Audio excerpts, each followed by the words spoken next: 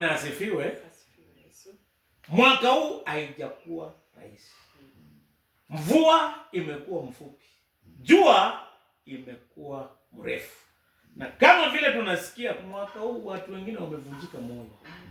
Hata hadithi ambayo tumeambiwa sasa ya kwamba mtu alikuwa na eka 24 akakodesha 16, akachukua loan, alipoangalia shamba akarudi nyumbani na akajinyonga. Yaani mwaka huu mambo ni magumu, bei ya mafuta imeongezeka na hata siasa imechemka, yaani mambo imechemka.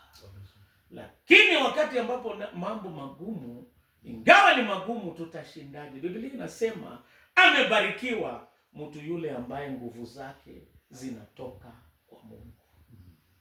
Amebarikiwa. Kumbe nguvu hata saa zingine ikitoka kwa fedha tunakosa. Hata ikitoka kwa shamba saa zingine mvua inakataa.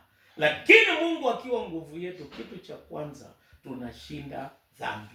Kwa sababu yeye kwa msalaba alishinda dhambi. Kitu cha pili, Mungu akiwa nguvu yetu tutashinda majaribu. Tunapitia majaribu mengi, hata ya mahindi. Na kila mmoja wetu ambaye ni mkulima wa ng'ombe ama wa mahindi ama wa miwa, tunajua ya kwamba majaribu ambayo tumepata mwaka huu, Mungu akiwa nguvu yetu tutashinda. Kitu kingine ambacho tutashinda ni magonjwa. Mwaka huu hata homa imekuwa kali kushinda ya kawaida, mpaka unafikiri kama imeongezeka na changamoto ya corona ama nini. Lakini tukiwa ndani ya Bwana tutashinda.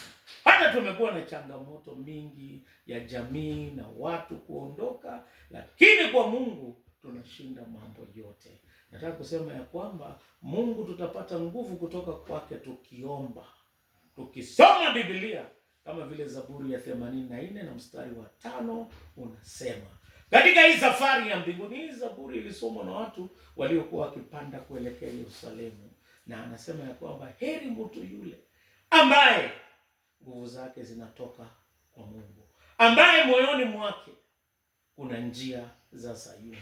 Nataka kusema ya kwamba Biblia inasema nitaweza mambo yote kupitia kwa Kristo anitiaye nguvu. Na Biblia inasema wamngojeao Bwana watapata nguvu mpya.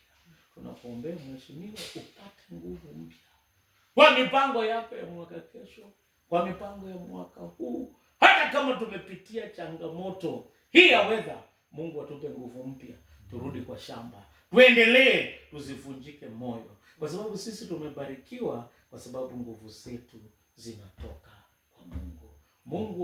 Mungu wa amani akubariki. Tunasema Orio. Kila wakati umeunga mkono kazi ya Mungu, kila wakati umetukaribisha hapa, imekuwa kama nyumbani. Asante sana. Mungu awabariki na tuombe. Bariki Baba Mwenyezi nyumba ya mtumishi wako mheshimiwa. Bariki pia na mama, hata na watoto na wachukuu. Wabariki shambani na nyumbani.